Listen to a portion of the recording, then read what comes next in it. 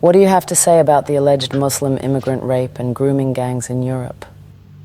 Well, to whatever extent that actually happens, which is not particularly clear, I would say that those are immigrants who have thoroughly assimilated and become true Westerners, because I can guarantee that they didn't act like that back home. And if they did, we would know how to deal with them. I mean, you're the ones who came up with the term rape culture, and you didn't make that term up about our culture, but about your own. You spread confusion and pathology in your society about masculinity, femininity, sex, sexuality, relationships, and on and on and on, not to mention violence. And again, if these people have been proven guilty, you don't deal with them the way that we do. You say it upsets you, you act outraged about it, and you use these cases for political purposes. But in the Muslim world, these kinds of crimes are severely punished. That shows who takes these kinds of things more seriously. That shows who has the moral clarity about things like this. Even with pedophiles and other types of sex criminals, you send them to jail hoping that inmates will enact justice on your behalf. You pass the buck on to violent criminals to do to them what the moral ambiguity of your laws can't do. And so that you can keep telling yourselves that you're champions of human rights and so on. All the while, secretly hoping that someone's going to shank them in prison. You literally outsource justice to convicts just to protect your tender sensibilities. Well, we don't do that.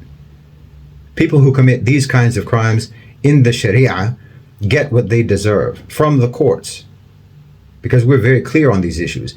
If someone violates a child or violates a woman and it's proven beyond a reasonable doubt, it's death. And that's what should happen to anyone who commits those types of crimes, including in the West, whether it's a Muslim or otherwise. And no one's saying that Muslims haven't done wrong, that Muslims haven't done bad things. Muslims do wrong. I've done wrong. But if you take the worst things that Muslims have ever done in the last 1400 years, it's not even going to be as bad as what the West did this morning or yesterday afternoon or what they're going to do tomorrow. Any wrong that a Muslim does, we can identify the what, where, how, and why it is prohibited in the religion explicitly. We can show that it's a violation of Islamic law and principles.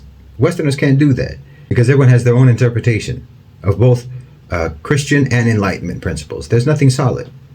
They don't have a law except for secular laws, and those laws are always changing. So you were putting people in prison for decades for smoking weed, and then you decided that it's fine. So what about all those people then? Are they going to get restitution for wrongful imprisonment?